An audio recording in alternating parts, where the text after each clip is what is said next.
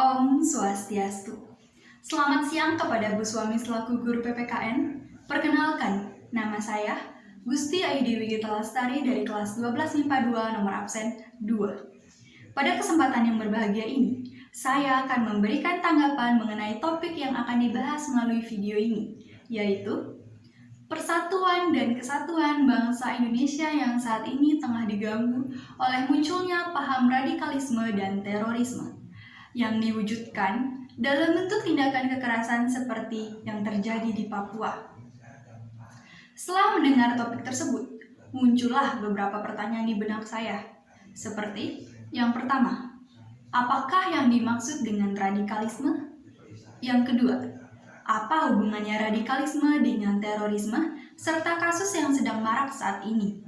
Yang ketiga, bagaimanakah penanganan dari permasalahan tersebut? Saya akan bahas satu persatu. Dimulai dari pengertian radikalisme. Radikalisme merupakan suatu ideologi, gagasan, atau paham dengan cara ingin melakukan perubahan pada sistem sosial maupun politik dengan menggunakan cara-cara kekerasan. Pada dasarnya, radikalisme adalah masalah politik dan bukan ajaran agama. Radikalisme merupakan embrio lahirnya terorisme.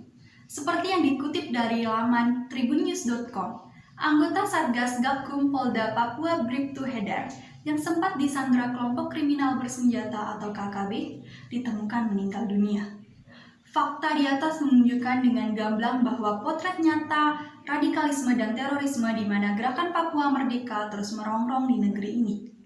Gerakan separatisme yang menggunakan kekerasan dan tak henti-hentinya terus menelan banyak korban. Inilah ancaman nyata bagi Indonesia. Dan yang lebih mirisnya lagi, istilah radikalisme dan terorisme justru disematkan pada ormas-ormas Islam yang tak pernah melakukan kekerasan, teror, maupun gerakan separatisme. Inilah keterbalikan logika, di mana istilah radikalisme menjadi suatu istilah relatif yang digunakan sesuai kepentingan. Penanganan terorisme dan radikalisme harus dilakukan secara komprehensif. Berbagai upaya yang dapat dilakukan untuk mencegahnya yaitu: yang pertama, memperkenalkan ilmu pengetahuan dengan baik dan benar. Ilmu pengetahuan ini harus terus ditekankan kepada para generasi muda untuk terus meningkatkan ilmu pengetahuan di era globalisasi saat ini. Cara yang kedua, kesenjangan antara pemerintah dan rakyat harus terus diminimalisir. Caranya ialah pemerintah harus mampu merangkul pihak media yang menjadi perantaranya dengan rakyat, sekaligus melakukan aksi nyata secara langsung kepada rakyat. Begitu pula dengan rakyat, mereka harus bisa memberikan dukungan dan kepercayaan kepada pemerintah. Cara yang ketiga, menjaga persatuan dan kesatuan dengan cara memahami dan mengamalkan nilai-nilai yang terkandung dalam Pancasila. Sebagaimana semboyan kita yaitu Bhinneka Tunggal Ika yang memiliki arti berbeda-beda tetapi tetap satu jua. Cara yang keempat, memberikan dukungan kepada aksi perdamaian yang dilakukan, baik oleh negara, organisasi maupun perseorangan. Yang kelima, melaporkan dan berkonsultasi kepada tokoh agama atau tokoh masyarakat yang ada di lingkungan tersebut, seperti melakukan diskusi mengenai pemahaman baru yang muncul di masyarakat tersebut. Cara yang terakhir, yaitu cara yang keenam, menyaring informasi yang didapatkan. Hal ini dikarenakan informasi yang didapatkan tidak selamanya benar dan harus diikuti.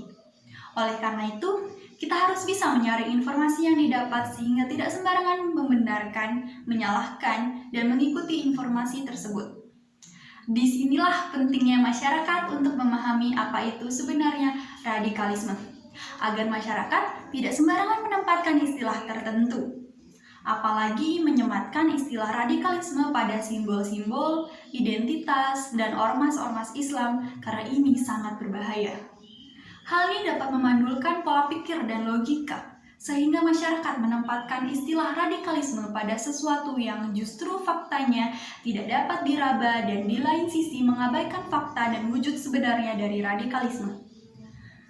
Baik, sekiranya begitulah tanggapan dari saya mengenai pemaparan topik yang telah saya bahas. Apabila ada kritik atau saran mengenai permasalahan di atas, dipersilahkan untuk meninggalkannya di kolom komentar yang telah tersedia. Terima kasih telah menyimak video ini. Akhir kata saya tutup dengan Parama Santi. Om Santi, Santi, Santi, Om.